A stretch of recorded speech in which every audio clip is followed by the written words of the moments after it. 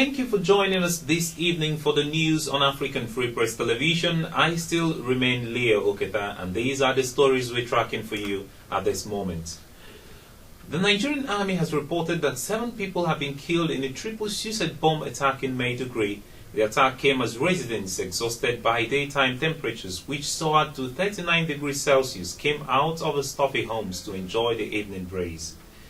Amnesty International has also reported that Boko Haram conflict had killed at least 1,600 people since the start of June in Nigeria, Niger, Chad and Cameroon, and had called for more protection for civilians. Attacks have also continued across the northeast borders of Nigeria. Recently, 41 people were killed and another 48 injured on the Chaldean side of Lake Chad, where Nigeria meets Niger, Chad and Cameroon. A tally of the French news media AFP has put the death toll to more than 1,320 in Nigeria alone since Muhammadu Buhari became president on May the 29th. Meanwhile, the Independent National Electoral Commission (INEC) has expressed its concerns over the volatile security situation in Kogi and Bayelsa states, being the greatest challenge confronting the governorship elections in the two states.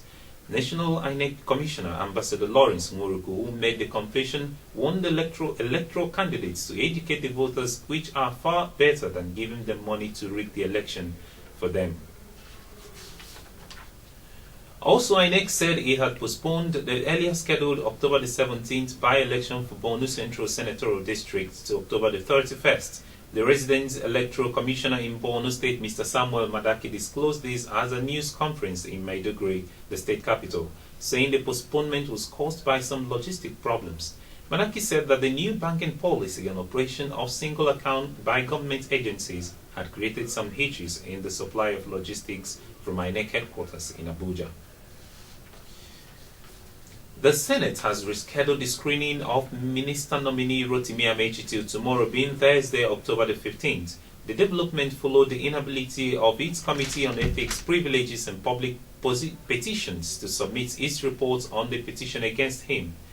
Chairman of the committee, Senator Sam Anyang, while briefing the Senate, said that the committee could not meet on Tuesday following the late adjournment of the plenary.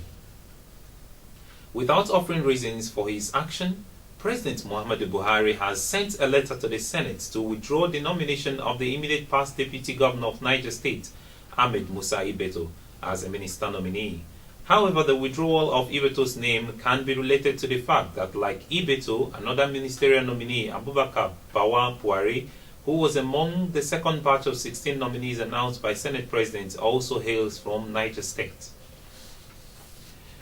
And meanwhile, the United Nations Office for the Coordination of Humanitarian Affairs had announced that the violence against AIDS group and general insecurity have plunged the Timbuktu region in northern Mali into a hunger crisis, with tens of thousands of children at increasing risk of dying from malnutrition. The UN agency further said that around 1 in 6 people in the region are suffering from acute malnutrition, and this includes more than 50,000 children under the age of 5.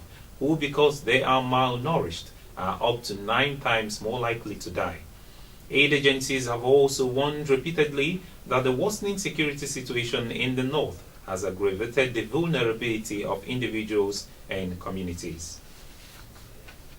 The United Nations missions in the Central African Republic has reported that it is on the high alert as the situation in the war-torn country remains fragile, with armed groups threatening to destabilize its capital city, Bangui.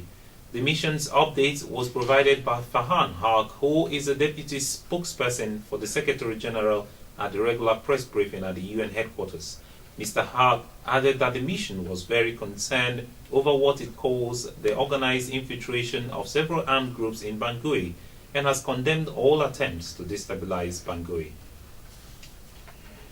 A 74-year-old British pensioner Carl Andre is due to receive 350 lashes after completing his 1-year jail term in Saudi Arabia for illegally carrying alcohol in the Islamic Kingdom.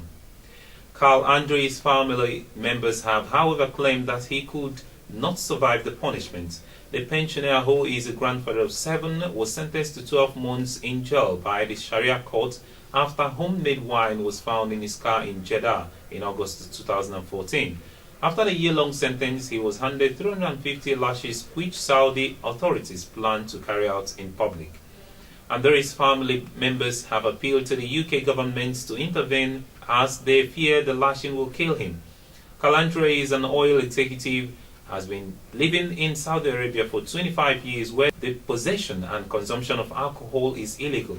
The Foreign Office website of the country warns that Saudi Arabia, a highly conservative nation, imposes severe punishments and penalties on anyone in possession of alcohol. The International Center for Sports Studies, CIES, has ranked Nigeria as the 5th biggest exporter of footballers in the world, just behind Brazil, Argentina, France, and Serbia. According to the CIES Football Observatory monthly report, Nigeria is also the biggest supplier of football talent in Africa, as they have 596 players scattered across the world. And that's the news for you on African Free Press Television this evening. For more stories, please do visit our website at www.africanfreepress.com. Follow us on Twitter at African Free Press and like our Facebook page at africanfreepress.com. From me, Leo Oketa, and the whole team in the studio this evening, it's a very good evening to you. Do enjoy the rest of your night.